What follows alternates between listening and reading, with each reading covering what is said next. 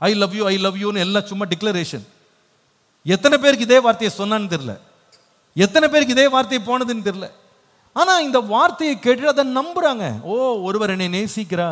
இப்ப நேற்றுக்கு வேலண்டைன்ஸ் டே முடிஞ்சிருக்கு, எத்தனை பேர் இதை கேட்டானோ தெரியல.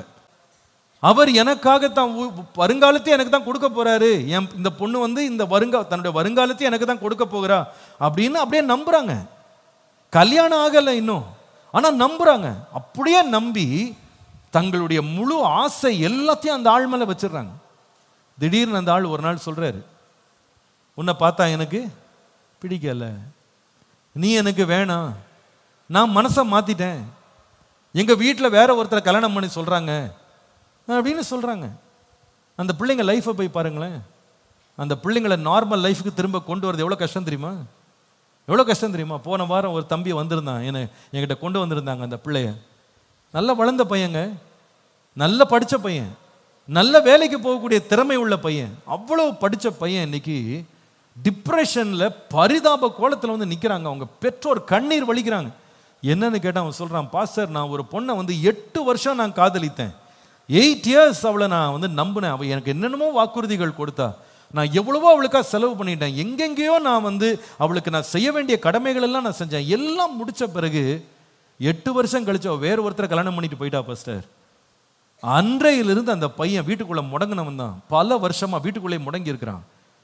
அவனோட மனநிலை பாதிக்கப்பட்டிருக்கு, அவன் சரீரம் பாதிக்கப்பட்டிருக்கு, சாப்பிட முடியல, யாரோடையும் பேச முடியல, அறைக்குள்ளேயே அடைக்கப்பட்டு கிடக்கிறான். கடந்த வாரம் அவனை கொண்டு வந்து என்னிடத்தில் ஆலோசனை பெற வைத்து ஜெபிக்க வைத்தாங்க. எனக்கு அதை பார்க்கும்போது ரொம்ப கஷ்டமா இருந்தது.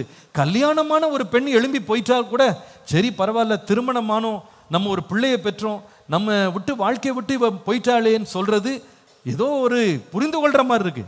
ஆனா விரும்பினாங்களாம், 2 பேர் பேச்சுவார்த்தை தான், பேச்சுவார்த்தையிலேயே ஒரு முறிவு வரும்போது எவ்வளவு வேதனை தெரியுமாங்க அது.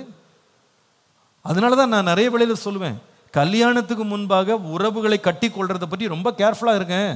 ஏன்னா இது விளையாட்டு கிடையாது. இது நீங்க ஒருத்தரை வந்து நேசிக்கிறேன் அப்படின்னு எந்த ஒரு உடன்படிக்கை இல்லாம ஒருத்தரை நேசிக்க நீங்க துணியும் போது அது எவ்வளவு பெரிய ரிஸ்க் அதுல இருக்குன்றத உங்களுக்கு தெரியல. ஏன்னா யார் வேணா உங்க லைஃபை விட்டு எழும்பி என்ன பண்ணலாம், வெளியே போக முடியலாங்க, வெளியே போக முடியும். கோர்ட் வந்து உங்களுக்காக வந்து வாதாட முடியாது, உங்க பெற்றோர் உங்களுக்காக சண்டை போட முடியாது. நீங்க சொல்லலாம், நான் வந்து ஒருத்தரை நேசிச்சோம், நேசிச்சுனா அது ஊம்பாடு, எந்த லீகல் ஃப்ரேம் ஒர்க் வந்து அதுல கிடையாது. கல்யாணம் ஆனா கூட ஒருத்தன் வந்து நான் வாழ மாட்டேன்னு போனா கூட குடும்பமா போய் நிற்பாங்க. என்னப்பா நீ எல்லாருக்கு முன்னாடி வந்து கைப்பிடிச்ச, எல்லாரும் முன்னாடி நீ வந்து வாக்குறுதி கொடுத்த, எப்படி நீ விட்டு போலான்னு எல்லாரும் வந்து நிற்பாங்கங்க. இதுக்கு யார் நிற்பா? அதனால தான் நான் ரொம்ப சொல்லுவேன், வாலிப பிள்ளைங்க கேர்ஃபுல்லாக இருக்கணும். சில பிள்ளைங்க தெரியாமல் உள்ள நுழைஞ்சிடுறாங்க. நுழைஞ்சிட்டு அதில் பிரச்சனை வரும்போது, அதில் சிக்கல்கள் வரும்போது, தடைகள் வரும்போது அவங்க அப்படியே நொறுங்கி போகிறாங்க. அவங்க வாழ்க்கையே போச்சு. அவங்க இருதயத்தின் வேதனை யாராலையும் ஆற்ற முடியலை. அவங்கள திரும்ப நார்மல் லைஃபை கொண்டு வர்றது ரொம்ப கஷ்டமான ஒரு காரியமாக இருக்குது. நான் ரொம்ப சொல்வேன், இது you are going through extreme risk. நீங்கள் வந்து இதில் கேர்ஃபுல்லாக இருக்கணும். நீங்கள் வந்து கமிட்மெண்ட் இல்லாமல், எந்த ஒரு உத்தரவாதம் இல்லாமல், எந்த ஒரு உறுதிதம் இல்லாமல் நீங்க போய் ஒருத்தட்ட போய் நீங்க உங்களோட வாழ்க்கையை அர்ப்பணிக்கிறதுன்றதுல எவ்வளவு பெரிய ரிஸ்க் இருக்குன்றதுன்றதை நீங்க மறந்துடாதீங்க. கேர்ஃபுல்லா இருங்க நீங்க இந்த விஷயத்துல, ரொம்ப ஜாக்கிரதை. இருதயம் நொறுங்கின பிறகு திரும்ப அதை கட்டி எழுப்புறது ரொம்ப கஷ்டம், ரொம்ப ரொம்ப கஷ்டங்க, ரொம்ப கஷ்டம். அதெல்லாம் ஆற்றுறது அப்படின்றது ரொம்ப கஷ்டம். அதோட ட்ராமா இருக்கு பாருங்க, அதை பத்தி நினைச்சு நினைச்சு நினைச்சு நினைச்சு மனம் வருந்துற வேதனைகள் இருக்கு பாருங்க, ரொம்ப கஷ்டம் இது. இன்னைக்கு சில பிள்ளைங்க இப்போ இந்த காலத்தில் நான் ஏன் இதெல்லாம் எடுத்து பேச வேண்டியிருக்குன்னா அதை சந்திக்கிறேன், அதை நான் பார்க்குறேன், அது கவுன்சிலிங் கொடுக்க வேண்டியிருக்கு. இன்னைக்கு பாருங்க, நேராக கூட பார்க்காத, நேராக கூட பார்த்து பேசாத பிள்ளைங்க 13 வயது, 15 வயது, 16, 17 ஸ்கூல் படிக்கிற வயதுங்க. இப்போதான் காலேஜ் ஃபர்ஸ்ட் இயர் போன பிள்ளைங்க, இப்போதான் கல்லூரி வாழ்க்கையை ஆரம்பிச்சிருக்காங்க. இந்த பிள்ளைங்களை பார்த்தீங்கன்னா இந்த இன்ஸ்டாகிராம் என்ற ஒன்றில் போய் சிக்கிக்கிட்டு அதில் ஆளே தெரியாது, யாருன்னே தெரியாதுங்க. அந்த ஆளுக்கு வந்து அவங்க என்ன பண்றாங்கன்னா தங்களுடைய வாக்குறுதிகளை கொடுக்கறது, போட்டோவை அனுப்புறது, தங்களுடைய ரகசியங்களை போய் வெளியே சொல்றது. இவங்க இந்த ரகசியங்களை எங்கெல்லாம் போய் பறைசாற்ற போறாங்கன்னு யாருக்கும் தெரியாது. அவங்ககிட்ட வீடியோ காலில் போறது, அவங்களுக்கு ஆடியோ காலில் இருக்கிறது, சவுண்ட் பைட் அனுப்புறது, வாய்ஸ் மெசேஜஸ் அனுப்புறது. எப்பா நீ அனுப்புற மெசேஜ் வந்து யாருக்கு ஃபார்வர்ட் பண்ண முடியும்ன்றத மறந்துடாத. நீ அனுப்புற போட்டோவை யாருக்கு வேணா ஷேர் பண்ண முடியும்ன்றத மறந்துடாத. ஆபத்தான ஒரு நிலையில் உங்க வாழ்க்கையை வைக்காதீங்க.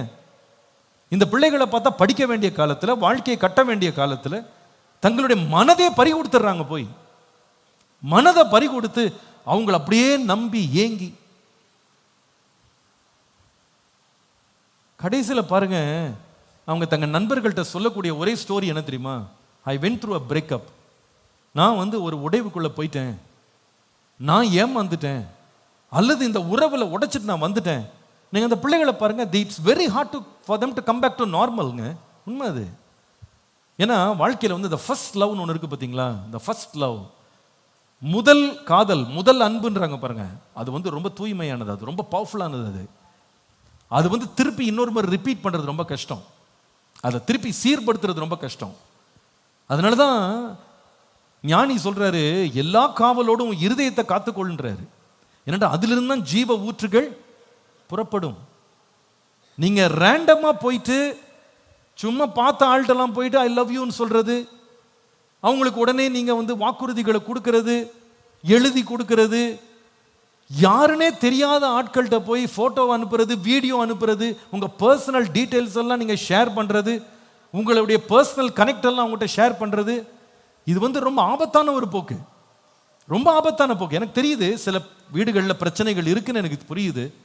வாழ்க்கையில் நிறைய போராட்டங்கள் இருக்கு. பாஸ்டர், எனக்கு நிம்மதி இல்லாமல் நான் வாழ்றேன், என்னை நேசிக்கிறதுக்கு ஆள் இல்லை, என்னை விசாரிக்க ஆள் இல்லை, பராமரிக்க ஆள் இல்லை, எனக்கு புரியுதுங்க. பட் ஒரு பிரச்சனையிலிருந்து தப்பிக்கிறதுக்கு இன்னொரு பெரிய பிரச்சனையில் மாட்டிக்கிடாதீங்கன்னு நான் சொல்றேன். ஒரு பிரச்சனையிலிருந்து தப்பிக்கிறதுக்கு இன்னொரு பெரிய பிரச்சனையில் என்ன பண்ணாதீங்க, மாட்டிடாதீங்க. நான் பொதுவாக இதில் மாட்டி சிக்கி தவித்து உடஞ்சு போன பிள்ளைகள்ட்டலாம் ஏமா இதை செய்தேன்னு கேட்டவங்க என்ன சொல்றாங்க தெரியுமா? Uncle, my father never loved me. எங்க அப்பா என்னை நேசிக்கவே இல்லை, என்னை விசாரிக்கவே இல்லை, அவர் எங்களை விட்டு போயிட்டார், நான் தனிமையா இருந்தேன். அந்த தனிமையில இவங்க தான் என்கிட்ட ஆறுதலா பேசினாங்க, என்னை ரொம்ப தைரியப்படுத்தினாங்க, எனக்கு சப்போர்ட்டிவா இருந்தாங்க. அதனால நான் என்ன பண்ணேன்னா, ஐ லாஸ்ட் ஆல் மை கண்ட்ரோல். என்னுடைய எல்லா கட்டுப்பாடுகளும் நான் இழந்துட்டேன். நான் ஐ வெண்ட் ஃபுல்லா நான் அப்படியே ஈடுபட்டேன், நான் அப்படியே விழுந்துட்டேன் நான் அதுலன்னு சொல்றாங்க. இப்ப என்னன்னா, முன்னால ஒரு பிரச்சனையில அவங்க ஏற்கனவே இருந்தாங்க, ஆனா இப்ப ரெண்டாவது பழைய பிரச்சனையை விட ஒரு பெரிய பிரச்சனை மாட்டிக்கிட்டாங்க. இப்ப என்ன நிறைய பேருடைய பிரச்சனை என்ன தெரியுமாங்க? நான் வேதனையோடு சொல்றேன், இந்த வார்த்தை சில பேருக்கா இருக்கலாம்.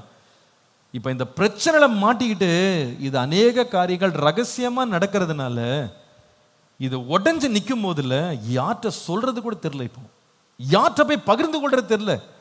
இதை போய் வெளியே சொன்னா நம்மளை மதிப்பாங்களா? இதை வெளியே போய் சொன்னா நம்ம தலை காட்ட முடியுமா?